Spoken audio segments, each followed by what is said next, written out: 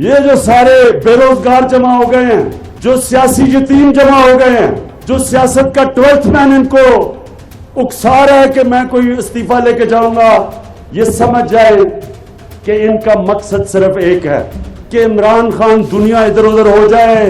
इमरान खान ने तुम्हें नहीं छोड़ना कि फजल रहमान के होते हुए यहूदियों को साजिश करने की जरूरत क्या है। खुश पाकिस्तान के दुश्मन हो रहे हैं फजल रहमान की मार्च से। सिर्फ आप हिंदुस्तान का मीडिया देख लें, जो हिंदुस्तान का मीडिया खुश है आज फजल रहमान को दिखा दिखा के, ऐसे लगेगा कि फजल रहमान इंडियन नेशनल है।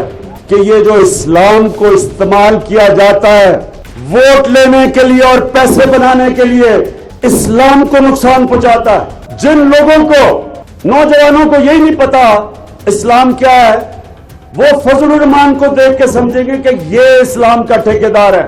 बिलावल भुट्टो जो अपने आप को लिबरल कहता है, लिबरल सिर्फ एक तरह है कि लिबरली करप्ट है, बाकी लिबरल उसमें आसपास से नहीं गुजरी।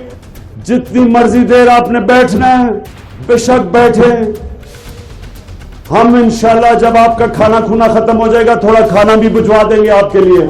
लेकिन मैं एक चीज कहना चाहता हूं कि आपको NRO नहीं मिलेगा।